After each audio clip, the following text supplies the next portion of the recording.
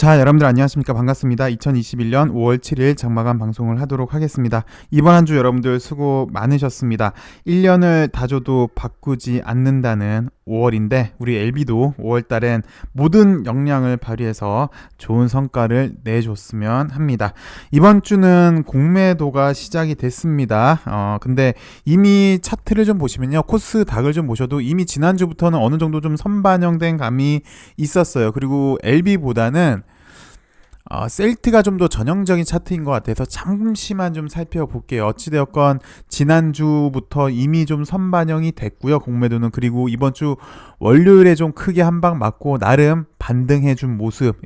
여기도 이렇게 그림을 좀 그려드렸는데 이렇게 이런 큰 락이 나왔잖아요. 그러면 이런 모습을 보여주는 게 일반적이긴 해요. 그래서 이 원리에 대해서 제가 설명을 드렸는데 LB도 뭐 셀트보다는 그렇게 심하지는 않은데 여기도 이렇게 그림을 그려드렸네요. 이렇게 나오지 않을까 싶습니다. 조심스럽게. 어찌됐건 공매 재개된 월요일 이후에 나름 반등에 조금씩 성공하고 있고요.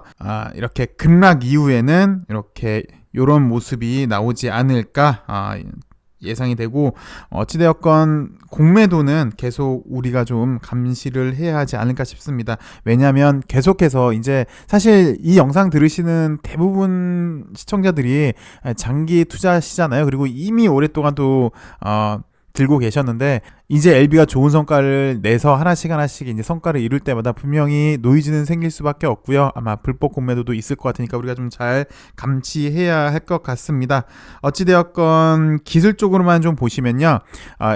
사실은 요거보다 한 단계 지금 내려와 있잖아요. 그래서 일단 요 위로 올려야 되는 단계이고요. 그리고 요 밑에 부분을 요 위로 올리는 그런 중간에 이거를 이제 곧장 위로 올리느냐, 이게 이제 원래부터 곧장해서 이렇게 한 단계 위로 올라가느냐, 아니면 얘도 옆으로 좀 더 쉬면서 다시 한번 재차 자리 잡고 또 방향성을 볼 것이냐, 그렇게 보여집니다. 그래서 좀 더 안정화, 그러니까 좀 더 옆으로 기는 시간이 필요하느냐, 아니면 곧장 이렇게 위로 올리느냐, 미세하게는 그 정도 차이가 있을 걸로 보여집니다. 근데 개인적으로는 이렇게 보는 것보다 일단 가장 급선무는 여러분들도 잘 아시고 저도 매일 드리고 있는 얘기, 가시적인 성과가 더 급선무이지 않나 싶습니다. 그리고 사실 회사에서 이미노믹 지분 투자할 때 목표가 그랬었죠. 리보세라님 한 개 상품이 흔들리면 회사가 휘청휘청 하더라. 리보라는 대표 상품이 하나밖에 없기 때문에 이 상품이 흔들리면 회사가 휘청휘청 되는데 이런 걸 방지하기 위해서 대표 상품 하나 더 만들겠다라고 해서 이미노믹에 지분 투자를 했죠. 그러면서 지켜보시면 그 이유를 아실 겁니다 라고 발표를 했는데요. 그래서 이제 그 목표는 좀 더 안정적인 리스크를 좀 강화하는 그런 방향으로 회사 가치를 유지시키려고 했는데 현재 상황이 그렇잖아요. 이건 뭐 몇 차례 설명을 드렸지만 리보세라님 NDA가 뭐 나름 어찌됐건 계속해서 지연되고 있습니다. 지금까지는. 그래서 이때 이미노믹이 확 치고 올라와 준다면 교모세포증이 거의 이제 상업화가 된다면 거의 독점적인 위치가 예상이 되죠. 그래서 이게 좀 빨리 나오면 좋을 텐데 란 기대가 있습니다. 그래서 지금 세계 백신대회가 열리고 있고 기대를 해봤죠. 그리고 사실 작년부터 이 코로나 백신도 기대를 하고 있습니다. 근데 안타깝게도 현재까지 우리가 알고 있는 거는 동물 임상, 동물 실험에서 이제 한 단계 더 업이 안 되고 있으니까 뭐 우스갯소리도 많이 들려요. 헐 박사가 동물을 너무 사랑한다라는 그런 사실 좀 조롱 아닌 조롱도 받고 있는데 뭐 사람이다 보니까 이번 백신대에서 코로나 백신도 한번 기대를 해본 게 모르겠습니다. 저는 사실 좀 기대를 해봤는데 없었네요. 그런 성과도 없었고 어찌됐건 뭐 어느 정도 시간 흘렸으니까 이제 동물 실험도 끝나고 성과가 나오지 않을까 개인적으로는 그렇게 기대를 해봤습니다. 그게 이제 이번 백신대에서 공개하지 않을까란 그런 기대도 저는 해봤는데 일단 그런 소식은 없었습니다. 그리고 만약에 있었다면 주가가 분명 반응을 했겠죠. 근데 오늘 전반적으로 시장이 다 좋았어요. 그리고 특히 전 업종이 다 좋았는데 특히 바이오 업종이 좀 더 좋았거든요. 보시면. 근데 LB는 그에 비해서 좀 늦게 반응하는 케이스긴 했습니다. 그래서 어찌되었건 여기에 대한 소식이 없었고요. 여기 IMG주 주가 행성하고 있는 거죠. 텔레그램을 보시면요. 헐 박사가 GBM 교모세포종에 대한 적응형 T세포 면역 요법 표적 학원 제시를 사용하여 면역 반응 강화라는 주제로 발표를 했습니다. 근데 발표를 했는데 그 발표의 뭐 구체적인 사항들, 이를테면 임상 이상이 언제가 마무리돼서 언제 발표하겠다, 내지는 코로나 백신을 연구를 하고 있는데 어떤 결과 났고 어떻게 하겠다라는 이런 주요 사항은 없었어요. 그래서 주가에도 반응이 없었던 거고 시장의 요구치를 만족을 못 시킨 것 같은데요. 그럼에도 우리가 유추해 볼 수 있는 게 몇 개 있는 것 같습니다. 간단하게만 살펴보시면요. 근데 그 내용도 이미 거의 다 아시는 거예요. 그러니까 우리가 우스갯소리로 이런 얘기를 많이 했잖아요.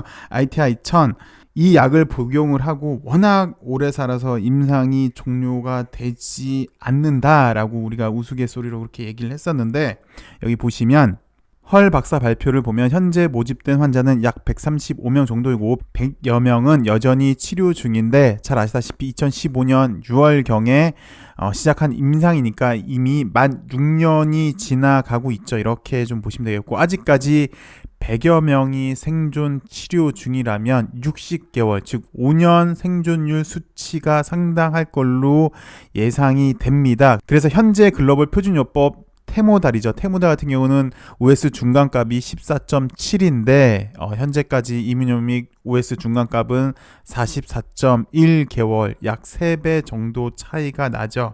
그래서 상당히 기대가 되는 부분입니다. 상반기 전에 임상 이상 결과 발표, 그리고 빠른 상업화 한번 기대해 보도록 하겠습니다. 그리고 LB 주주들과의 동행을 위해서 무료로 이렇게 제공하고 있으니까 오셔서 많이 보세요. 여기 보시면 5월 6일부터 7일까지 베리스모드 프리젠테이션이 있습니다. 이것도 좀 살펴보시고요. 그리고 혹시 IM 주주는 이렇게 동행하는데 좋은 정보, LB에 가는 길에 있어서 투자함의 흔들림이 없기 위해서 이렇게 좋은 정보를 많이 올리고 있는데요. 뭐 이거를 유료화 시킨다든지 그럴 생각은 없다고 합니다. 단지 목적은 LB가 가는 길에 동행의 목적인데요. 보시면 좋은 자료들 많이 있으니까 많이 도움이 되실 겁니다. 그래서 여기도 보시면 이제 베리스모 프리젠테이션이 나오는데 요거 발표 내용이 있으니까 한번 살펴보시고요. 그리고 중국 임상 종양학회가 4월달에 개최가 됐는데 여기에 대한 3중 음성 유방암 캄렐리주맙이랑 아파티닙 병용 가이드라인 업데이트 내용도 있으니까 한번 살펴보시고요. 그다음에 요걸 한번 살펴볼게요. NSCLC 비소세포 폐암에 대해서 한번 살펴보도록 하겠습니다. 그래서 내용을 한번 보시면 EGFR, 여러분들 잘 아시죠? 상피세포 성장인자 수용체라는 EGFR에 대해서는 많이 들어보셨을 겁니다. 근데 이게 뭐냐면 세포 성장 분화에 관여하는 신호를 결합하는 거예요. 세포 안쪽으로 신호를 전달해 주는 거. 그러니까 쉽게 말해서 스위치 같은 역할을 하는 건데 EGFR이. 근데 이 T790M 그리고 C797S는 뭐냐면 여기 EGFR 약물을 투여받았을 때 나오는 가장 흔한 저항 변이 중에 하나예요. 근데 여기에 대한 현재 표적으로 한 치료제는 없는데, 그러니까 요게 나오는 이유는 비이상적으로 분화 증식하기 때문이죠. 아까 좀 전에 EGFR은 신호체계 스위치라고 한 거잖아요. 근데 스위치가 계속해서 켜져 있으니까 계속해서 분화 증식해서 요런 돌연변이가 생기는 건데, 요거를 아파티닙입니다. 아파티닙, 이건 아파티닙이고, 아파티닙은 비소세포 폐암 표적 항암제인데요. 아파티닙이랑 결합해서 했더니 10개월 이상의 PFS를 달성을 했고요. 좀 전에 설명드렸던 T790M 그리고 C797S 돌연변이 그리고 HER2 증포 비소세포 폐암 환자에게는 유망한 치료법이 될 수 있겠다라는 내용이었습니다. 민트초코님 항상 이렇게 좋은 내용 감사드립니다. 계속해서 더 좋은 자료 부탁드릴게요. 그리고 오늘 전반적으로 LB 관련주가 시장은 좋았음에도 불구하고 LB 관련주가 썩 그렇게 좋았다고는 볼 수 없어요. 제일 좋았던 LB가 플러스 1.5% 정도이기 때문에 좋은 모습이었다고 보긴 힘들죠, 사실. 근데 또 보시면 엘파 같은 경우는 오늘 단일가 매매가 풀렸잖아요. 단일가 매매가 풀리고 일단 이렇게 좀 하방으로 가는 모습 좀 그랬고, 그 다음에 넥사 같은 경우는 글쎄요, 개인적으로 보면은 여기서 어저께도 말씀을 드렸지만 기술적 반등 구간이라고 일단 보여집니다. 단기적으로 보시면 일단 기술적 반등이 나와줘야 되는 그런 구간으로 보여지고 있고요. 그 다음 엘생 같은 경우도 나름 뭐 이렇게 크게 보시면 LB랑 비슷해요. 이렇게 큰 박스권을 살짝 내려와 있잖아요. 그래서 다시 위로 올라가려고 하는 그 중에 좀 약간 뭐랄까 안정화되는 단계. 그래서 아까 LB도 이렇게 빨리 올리느냐 아니면 옆으로 좀 더 안정화했다가 재차 자리 보고 모멘텀을 보고 올리느냐 그 차이인 것 같은데요. 엘생도 크게 보면은 그런 모습을 유지해주고 있는 것 같습니다. 어찌되었건 LB가 이번 주에는 공매도도 시작이 됐고 5월달도 시작이 됐는데 글쎄요.